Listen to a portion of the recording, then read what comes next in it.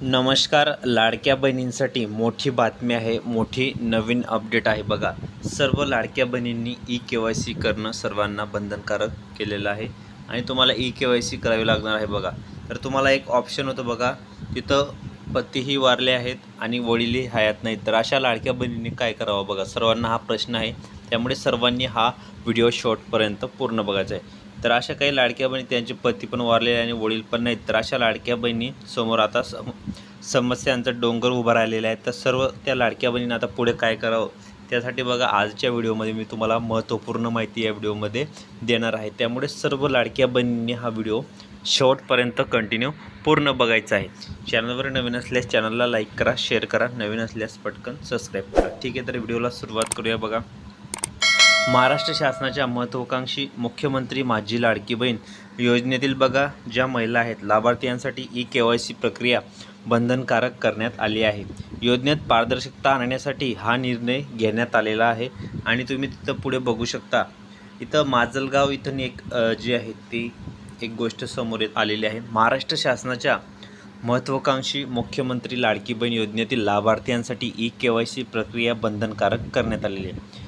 योजनेत पारदर्शकता आणण्यासाठी हा निर्णय घेण्यात आलेला आहे. असला तरी ई-के-वाय-सी दरम्यान पती किंवा वडिलांचे आधार कार्ड देणे आवश्यक असल्याने अनेक महिलांची मोठी अडचण झाली आहे बघा.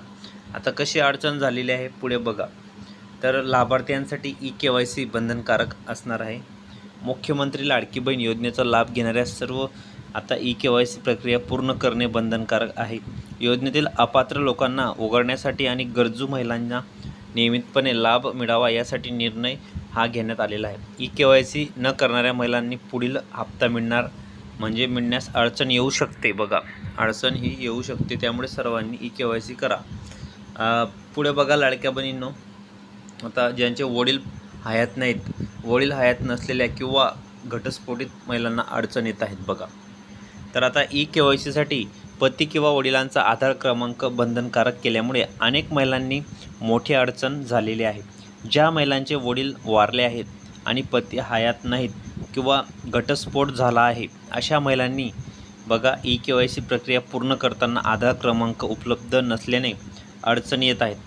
अनेक विधवा, निराधार आणि एकल महिलांनी या नियमाविरोधात नाराजी व्यक्त केली असून शासनाने पर्यायी उपाय द्यावा अशी मागणी केलेली आहे बघा.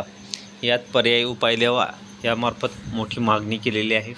तसेच आता शासनाकडे सर्व लाडक्या बहिणींचं आता एकच ऑप्शन आहे की आता त्यांचं पती नाही, वडील नाही, त्या घटस्फोटित आहेत, परिपक्वता महिला आहेत, तर त्यांनी काय करावे पुढे, यासाठी तुम्ही शासनाने याच्यावर काही ना काही तोडगा काढला पाहिजे, याच्यावर काही ना काही मार्ग काढला पाहिजे, याच्यावर तुम्ही ऑप्शन दिलं गेलं पाहिजे. त्यामुळे सर्व महिला आता मागण्या करत आहेत शासनाकडे. पुढे बघा, कुटुंबातील इतर सदस्यांचा पर्याय देण्याची मागणी बघा. आता तुमच्या कुटुंबामध्ये एवढे लोक असतात तर त्यासाठी मागणी जी आहे ती मागणी केली जात आहे. पती किंवा वडील हयात नसलेल्या किंवा घटस्फोटित महिलांना येणारी अडचण लक्षात घेता कुटुंबातील सदस्य किंवा सासरकडील सदस्याचा आधार क्रमांक वापरण्याचा पर्याय उपलब्ध करून द्यावा अशी मागणी जोर धरू लागली आहे बघा. अनेक सामाजिक संघटनांनी आणि महिला मंडळांनी जिल्हाधिकारी कार्यालयासमोर निवेदन देऊन शासनाकडे तातडीने स्पष्ट द्यावी अशी मागणी केलेली आहे बघा. तर ही सर्वात मोठी बातमी आहे, लेटेस्ट अपडेट आहे. त्यामुळे सर्व लाडक्या बहिणींनी हा व्हिडिओ शेवटपर्यंत पूर्ण बघायचा आहे. तर तसेच तुम्ही पुढे बघू शकता लाडक्या बहिणींनो, 18 नोव्हेंबरपर्यंत जी तुमची मुदत आहे ती वाढवण्यात आलेली आहे बघा. मुख्यमंत्री लाडकी बहीण योजनेच्या ई-के-वाय-सीसाठी सध्या 18 नोव्हेंबरपर्यंत 2025पर्यंत मुदत देण्यात आलेली आहे. या मुदतीत सर्व पात्र महिलांनी ई-के-वाय-सी प्रक्रिया पूर्ण करणे आवश्यक आहे. मात्र ग्रामीण भागात इंटरनेट व तांत्रिक अडचणींमुळे अनेक महिलांनी ही प्रक्रिया वेळेत पूर्ण करता येत नाही. ग्रामपंचायत व बँकांमार्फत यासाठी विशेष शिबिरे आयोजित करण्याची मागणी होत आहेत बघा. तर आता विशेष म्हणजे ग्रामपंचायतमध्ये सुद्धा ही सुविधा केली गेली पाहिजे, परंतु अजूनपर्यंत कोणीही ही सुविधा केली गेली नाही. त्यामुळे त्या विशेष मागणी होत आहे महिलांकडून, कारण इंटरनेटची कमी असते, काही असते. तर ग्रामपंचायतमध्ये सुद्धा ही ई-के-वाय-सी करणे आता शासनाने सांगितलेलं आहे. परंतु पुढे आता बघा, तर कुठे आणि कशी करायची ई-के-वाय-सी तुम्हाला संपूर्ण माहिती सांगतो बघा. ई-के-वाय-सी प्रक्रिया करणं अतिशय सोपं आहे बघा. लाडकी बहीण योजनेच्या महाराष्ट्र गव्हर्नमेंट या वेबसाईटवर तुम्हाला जायचं आहे। तिथं गेल्यानंतर तुम्हाला आवश्यक ती माहिती भरून घ्यायची आहे। OTP पडताळणीसाठी EKYC प्रक्रिया पूर्ण करता येणार, तसेच काही ठिकाणी महसूल सहाय्यक केंद्रावर प्रत्यक्ष मदतीसाठी सुविधा उपलब्ध करून देण्यात आलेली आहे। पुढे बघा कुठे EKYC करायची, तर EKYC योजनेच्या संकेतस्थळावर तुम्हाला फॉर्म भरून घ्यायचा आहे। EKYC प्रक्रिया पूर्ण करता येते, तसेच काही ठिकाणी महसूल सहाय्यक केंद्रावर सुद्धा तुम्हाला EKYC प्रक्रिया पूर्ण करता येते। तर तुम्हाला इथं ऑप्शन दिसत असेल, लाडकी बहीण योजना अडकली KYCच्या कचाट्यामध्ये बघा। तर बहुतेक लाडकी अशा बहिणी आहेत की त्यांना KYC अजून त्यांचं झालेलं नाही, तर त्यांनी पटापट तुम्ही KYC करून ठेवा। अजून अशा काही महिला आहेत की त्यांनी आपला जो आधार कार्ड नंबर आहे, म्हणजे जो तुमचा आधार लिंक आहे, अजून त्यांनी आधार लिंक केलेले नाही। म्हणजे त्यांनी आधार लिंक केले तरच त्यांना पुढे KYC करता येणार आहे। आता ज्यांनी आधार लिंक केलेलं नाही त्यांनी पटापट पहिले अगोदर आधार लिंक करून घ्या, तरच तुम्हाला पुढे जी KYC प्रक्रिया आहे ती पूर्ण करता येणार आहे। लक्षात ठेवा लाडक्या बहिणींनो। त्यामुळे तुम्ही नजीकच्या जे सेतू सुविधा केंद्र आहे किंवा CSC पॉईंट किंवा तिथं बघू शकता, ग्राहक सेवा केंद्रावर जाऊन तुम्ही आधार लिंक करून घ्या। आपल्या बँकेत जे आधार आहे, आपला जो मोबाईल क्रमांक आहे तो आधार कार्डशी लिंक करून घ्या, तरच तुम्हाला OTP येणार आहे। जर तुम्ही ते लिंक केले नाही तर तुम्हाला पुढे OTP येणार नाही आणि तुमची KYC सुद्धा होणार नाही। लक्षात ठेवा लाडक्या बहिणींनो, अतिशय महत्त्वाची बातमी आहे, अतिशय महत्त्वाची माहिती मी तुम्हाला या व्हिडिओमध्ये देत आहे। त्यामुळे सर्वांनी व्हिडिओ पूर्ण बघायचा आहे। व्हिडिओला थोडा बी अनस्किप करू नका, कारण अतिशय महत्त्वाची आणि जबरदस्त नवीन माहिती तुम्हाला देतो आहे लाडक्या बहिणींनो। त्यामुळे बघा, ज्यांना अजूनपर्यंत ऑक्टोबरचा हप्ता आलेला नाही तर त्यांनी पण काळजी करू नका। लवकरच तुम्हाला बघा 7 ते 8 दिवसामध्ये लाडक्या बहिणींनो ऑक्टोबरचा हप्ता जमा होणार आहे, अशी माहिती आपल्याला मिळालेली आहे। त्यामुळे कोणत्याही प्रकारे लाडक्या बहिणींनो काळजी करू नका।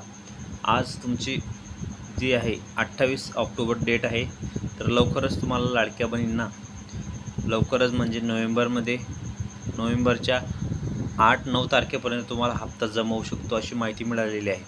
त्यामुळे कोणत्याही प्रकारे काळजी करू नका लाडक्या बहिणींनो। 1500 रुपये तुम्हाला 100% येणार आहेत। आणि आता पुढे अजून महिलांकडून वाढ बघा, स्थानिक स्वराज्य संस्थांच्या निवडणुका आहेत, त्यामुळे आता पुढे लाडकी बहीण योजनेमध्ये सुद्धा वाढ होऊ शकते। 21 रुपये हप्ता तुम्हाला पुढे मिळू शकतो। त्यामुळे शासनाकडे सर्व लाडक्या बहिणी त्यांना आता निवडणूक असल्यामुळे पुढे त्यांना वाढ करणे गरजेचंच असणार आहे। त्यामुळे लाडक्या बहिणींनो कोणत्याही प्रकारे काळजी करण्याचं कारण नाही, टेन्शन घेण्याचं कारण नाही। आणि सर्व लाडक्या बहिणी आता खुश झालेल्या आहेत, कारण त्यांच्या बँक अकाउंटमध्ये लवकरात लवकर DBTद्वारे जी रक्कम आहे ती 1500 रुपये थेट त्यांच्या खात्यामध्ये येणार आहे। त्यामुळे बघा, पुढे आता KYC प्रक्रियासुद्धा तात्पुरत्या स्वरूपात थांबवण्यात आलेली होती, कारण स्थानिक स्वराज्य संस्थांच्या निवडणुका आणि पुढील लाडकी बहीण योजनेसाठी शासनाला पर्याय म्हणजे आता पुढे त्यांना 21 रुपये त्यांना देणे भाग आहे लाडक्या बहिणींना।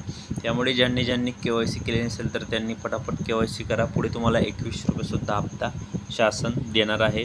आणि ही सर्वात मोठी नवीन अपडेट आहे लाडक्या ताईंसाठी, लाडक्या बहिणींसाठी। त्यामुळे हा व्हिडिओ तुम्ही शेवटपर्यंत कंटिन्यू पूर्ण बघायचा आहे। व्हिडिओला थोडा बी अनस्किप करू नका लाडक्या ताईंनो, लाडक्या बहिणींनो। अतिशय महत्त्वाची माहिती असते, मोठी आणि नवीन अपडेट असते लाडक्या बहिणींसाठी।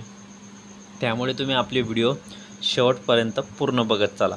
चॅनलवर नवीन असल्यास चॅनलला लाईक करा, शेअर करा, नवीन असल्यास पटकन सबस्क्राईब करा। तर ताईंनो, भेटूया पुढच्या व्हिडिओमध्ये नवीन माहिती, नवीन अपडेट्ससह। व्हिडिओ पूर्ण बघितल्याबद्दल खूप खूप मनापासून धन्यवाद।